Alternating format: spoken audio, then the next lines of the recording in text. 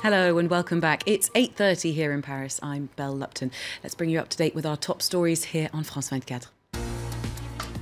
Debris found in the Mediterranean is from missing Egypt Air Flight 804. That's been confirmed by both Egyptian and Greek recovery operations. Suitcases and plane seats were among the items seen floating 290 kilometres north of Alexandria. The focus now is on recovery and investigations. French and Egyptian investigators say it's too early to rule out any explanation. The last remaining survivor of the terrorist cell behind November's Paris attacks refuses to speak in court. Saleh Abdeslam was brought before an investigating judge earlier. His lawyer says his silence is a response to the constant surveillance in his cell. And Israel's defense minister quits, saying he doesn't trust Prime Minister Benjamin Netanyahu. Moshe Yaalon said the government has been taken over by extremist and dangerous elements. He's expected to be replaced by the divisive former Foreign Minister Avigdor Lieberman.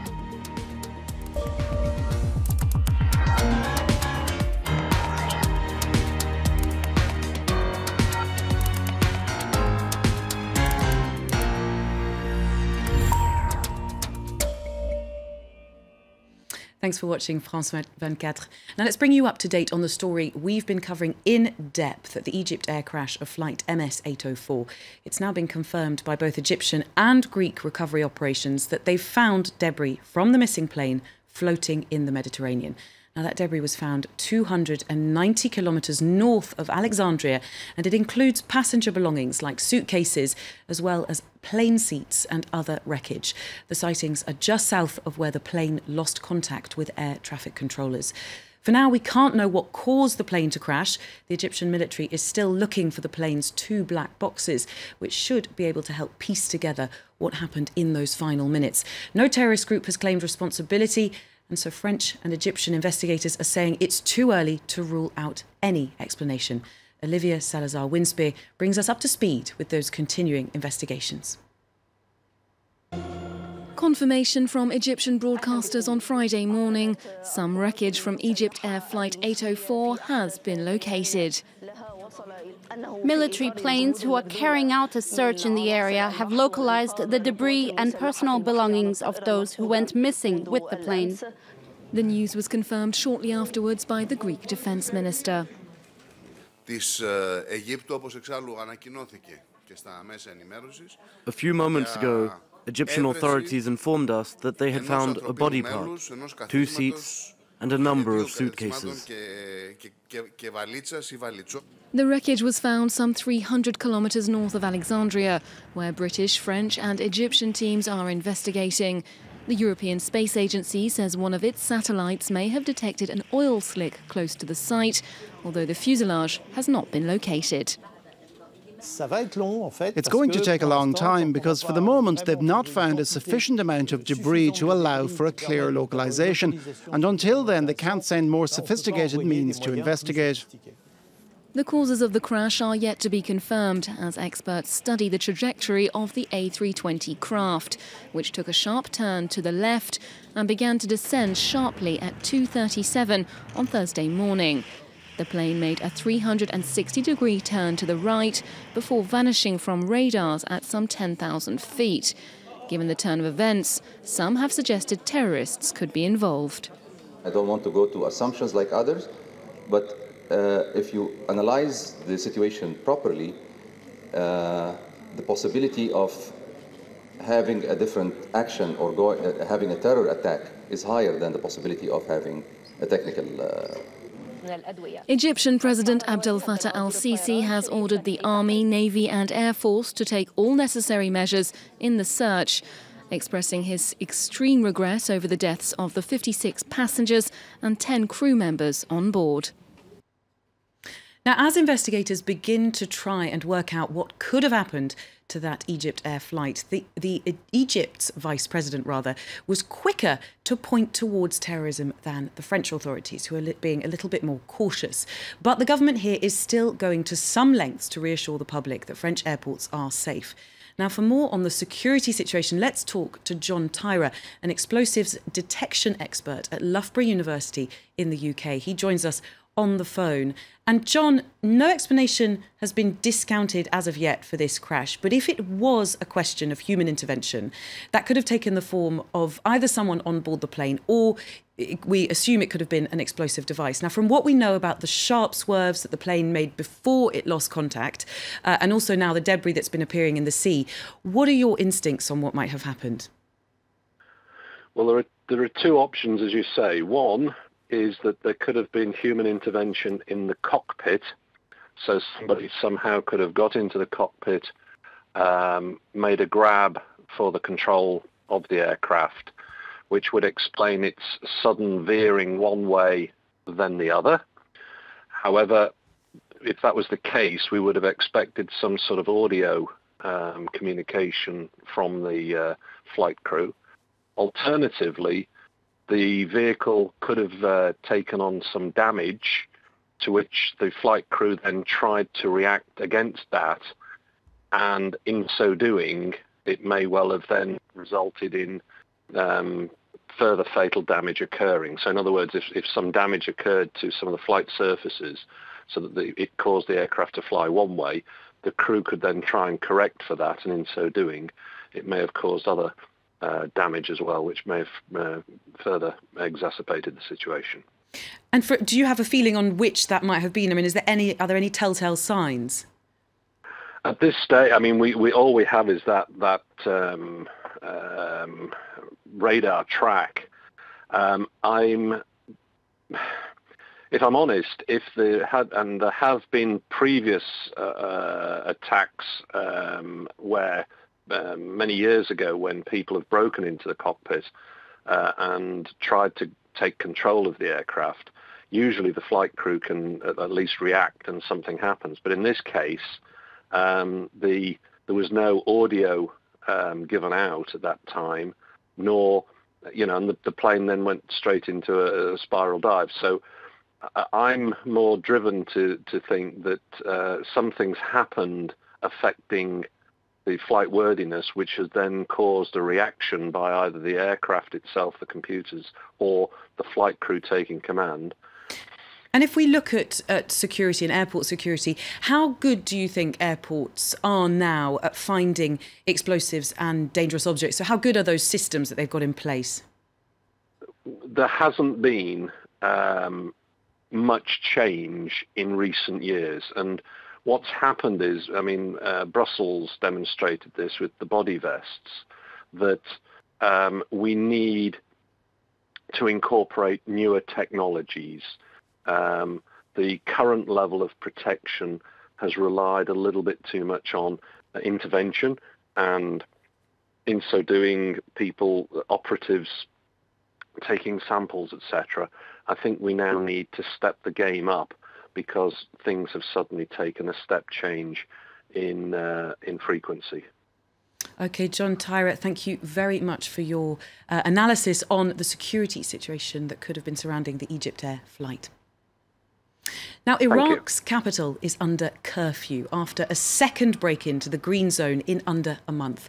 Things turned violent and Iraqi security forces fired tear gas and gunshots into the air as hundreds of protesters stormed the heavily secured government zone. Those who did make it in rushed towards the Prime Minister's office and Parliament building. The anti-government protesters are mostly supporters of Shia Muslim cleric Muqtada Sadr. They're accusing the government of neglecting much-needed reforms to tackle corruption and security issues. And here in France, expectations were dashed earlier when Saleh Abdeslam was brought before a judge for what was meant to be his first proper interrogation since the Paris attacks last November. Prosecutors and victims' families were hoping to hear from Abdeslam, but he refused to speak in court. Just to remind you, Abdeslam is thought to be the only survivor of the terrorist cell that launched those attacks, in which 130 people were killed. The 26-year-old's silence came as somewhat of a surprise because he had said last month that he would talk once he was transferred to France. Diptyque Laurent reports. In a convoy of flashing lights, Salah Abdeslam arrived at Paris's central courthouse. The 26-year-old was expected to answer crucial questions from 6 anti-terror judges about his role in the Paris attacks. Instead, the day-long hearing abruptly came to an end. Abdeslam refused to talk. His lawyer suggested that his client is unhappy about the conditions of his solitary confinement at the jail where he is currently in, near Paris. The Ministry of Justice has decided to monitor him via permanent video surveillance. He feels as though he's being spied on 24/7 and is seen as an outlaw. We can understand then that this disturbs him and does not help in getting him to cooperate with a judicial inquiry. It is believed that Abdeslam dropped off 3 suicide bombers at the Stade de France on November the 13th and then abandoned his car in northern Paris. His unused suicide belt was later found south of Paris, but it's unclear whether he backed out of blowing himself up or if his belt didn't work.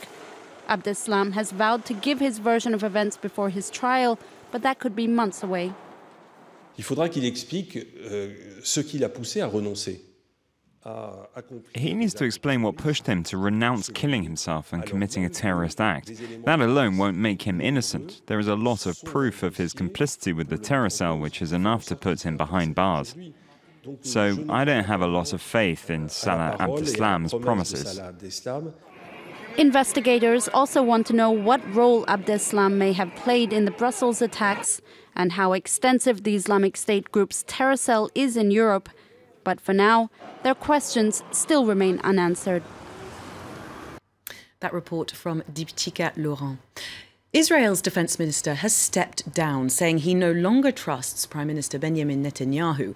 Moshe Yaalon said earlier the governing party had been taken over by extremist and dangerous elements. He's expected to be replaced by former Foreign Minister Avigdor Lieberman, one of Israel's most divisive politicians, as Oliver Farry explains. The differences were too great and the tension insurmountable between Benjamin Netanyahu and his defence minister. On Friday, Moshe Yaalon directly criticised the Prime Minister on Twitter and then officialised his resignation from government.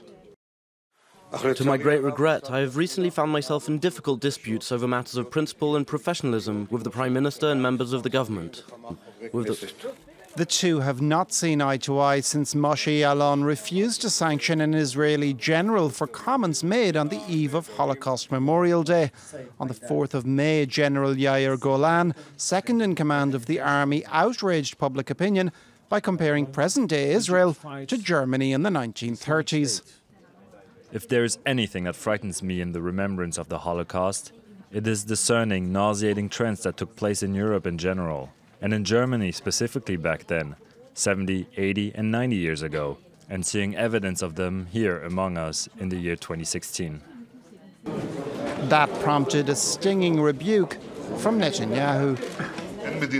The comparison made in the Deputy Chief of Staff's comments with the conditions of Nazi Germany 60 years ago is outrageous. This is fundamentally unfounded. It should not have been said at any time, least of all at the time it was uttered. These comments affront Israeli society and cheapen the Holocaust.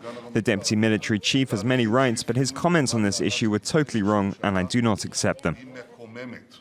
Moshe Yaalon had, on the contrary, encouraged soldiers to speak out, incurring the wrath of the Prime Minister.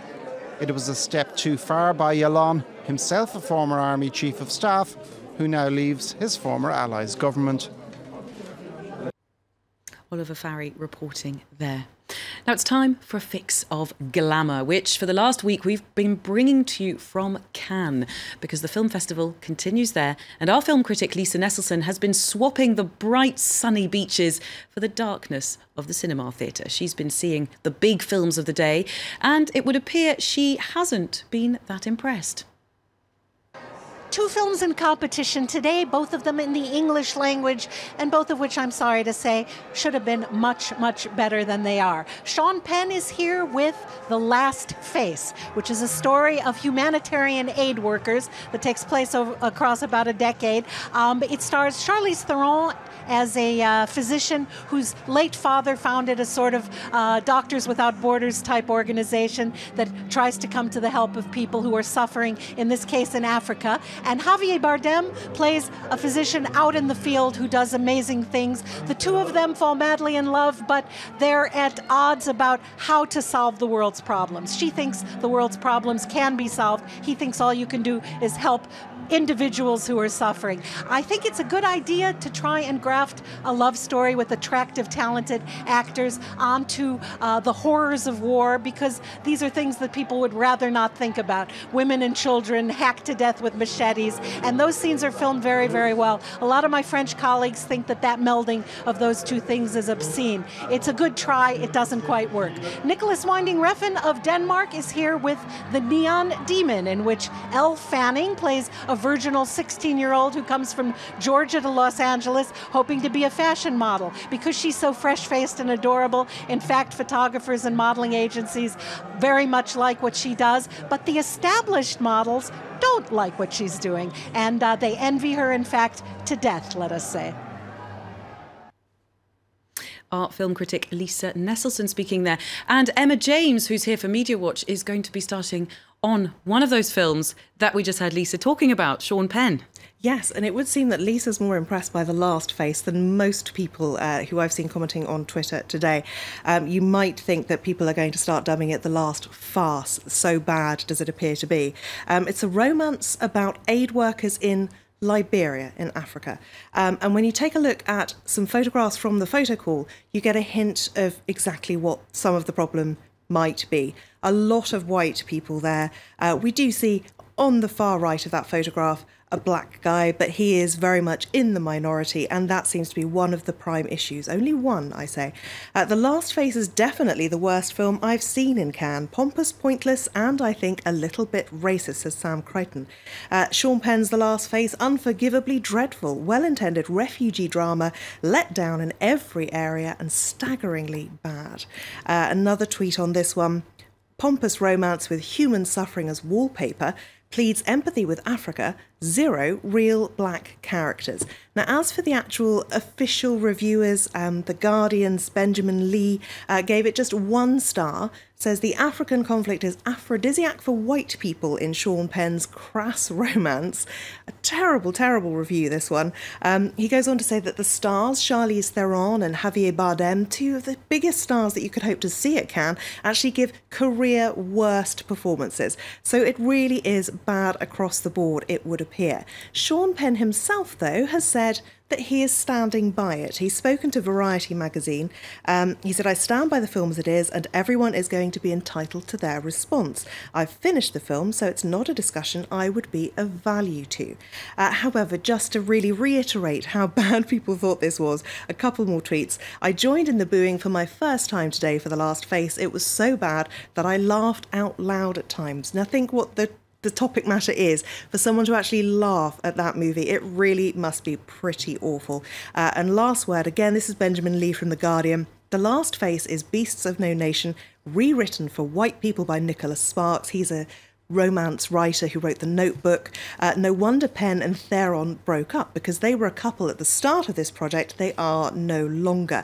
And he is blaming The Last Face for that split. Something just got very personal there, didn't it, on Twitter? And Emma, the rock band Eagles of Death Metal have also been falling out of favour, just as Sean Penn has. Absolutely. Here in France, it's not the first time that they have upset people in comments and interviews after those November 13th terror attacks, because, of course, the Eagles of Death Metal were the band on stage at the Bataclan when 90 people were killed. Now, singer Jesse Hughes has made quite a few comments in the wake of the attacks, and what has happened now, they've been banned from Cabaret Vert and Rock en Seine, 2 big music festivals here in France. And as this Twitter user puts it, after that fool's conspiracies and lies. She is, of course, referring to Jesse Hughes. Rock en Seine posted this message on their Facebook page. Being in total disagreement with Jesse Hughes' recent allegations given in an interview with American media, both Cabaret Vert and Rock en Seine festivals have decided to cancel the band's performance. We thank you for your understanding. Now, for a little bit more on this one, the actual magazine that it comes from it's a website which appears to have crashed rather unhelpfully. Tacky's Magazine, it is called. I will see if I can... there we go. We're back. And it is described as being very much against political correctness. And they have spoken to Jesse Hughes. And basically, it's an anti-Islamic rant from the lead singer of this band. He says, Islam is the problem, political correctness is literally killing us. And he repeats his claim that the security staff at the Bataclan were in some way in on this planned attack. He says he saw a man staring at him and chalked it up to Arab envy, he puts it. He now says that that was Salah Abdeslam who was looking at him. He's constantly adding and embellishing to these stories every time he speaks to the media. He claims he saw two women in traditional Muslim garb, as he puts it, hanging around. He says they were involved too. And he claims to have seen Muslims celebrating in the street during the attack. This simultaneously as he's running around the venue looking for his girlfriend, which is another thing he claims he was doing during the attack. Now, you may remember that back in March he made very similar claims about the security staff at the Bataclan. And he was roundly criticised and actually apologised for that.